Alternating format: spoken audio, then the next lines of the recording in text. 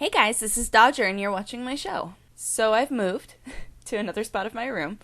I'm moving stuff around so that I can keep this place a little bit cleaner.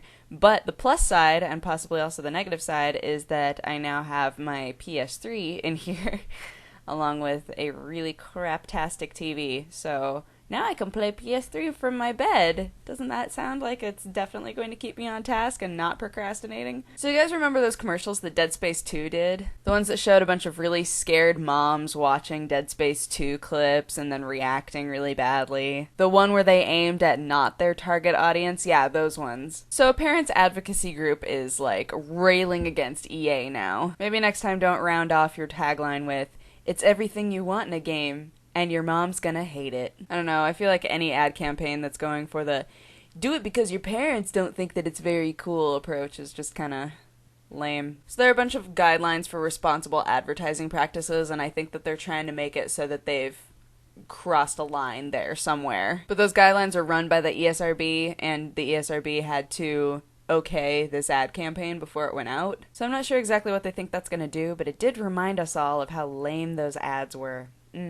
The defense for these ads is always, it's not aimed at those actual age groups, it's aimed at the young adults who would find these ads funny. But unfortunately from its response, it obviously didn't do its job. So I still don't feel like it can really be defended. Although we are still all talking about it. So apparently the Writers Guild of America has video game awards. I had no idea about this. I'm also just remembering that I mentioned video game awards in the last episode. So looking at the past winners of the Writers Guild of America Awards for video games is just kind of sad and awkward. But then I did some reading about why that is. So apparently, one of the problems is that a lot of video game companies that are major don't actually ever submit a script. Which, kind of makes sense, but on the other hand, I mean, any sort of advertising or notice that your game can get, the better, right? The other issue that I thought was really interesting is that a lot of major game companies don't ever credit their writers. I'm going to read a quote from their spokesperson to us because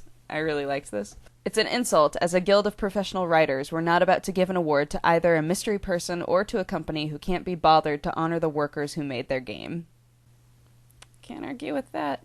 I think a lot of people would say that typically it turns out to be a group project, more of an ensemble project in creating the plot of a video game. That's fine, but I feel like there's always a primary creative, or at the very least there are like 2 or 3 people that came up with this idea together, and that's never too many writers to list, I don't think. My tea is cooling down, so I keep like touching the cup to see whether or not it's cooled down enough for me to drink. So reading about that led to me thinking about just video game credits in general. It's interesting because, the video game industry is one of the only industries that still tries to keep their talent anonymous. It's a really backwards way that you don't have to pay the people who are working on the project nearly as much, and you can shuffle them between different projects and it doesn't appear to be strange. Also, if somebody happened to be working on one game and then moved to another company to work on another game, sometimes that first game hasn't gone out yet, and so their title will be switched. It'll be changed or downgraded somehow. There are a lot of different ways that these credit systems can end up just kind of stabbing people in the back, which is really sad.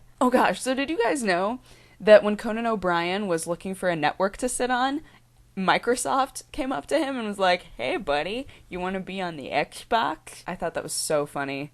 Oh gosh, I had no idea about that. Apparently they didn't talk about it too much, but Xbox was definitely like, "Hey, you could have an exclusive show on Xbox Live."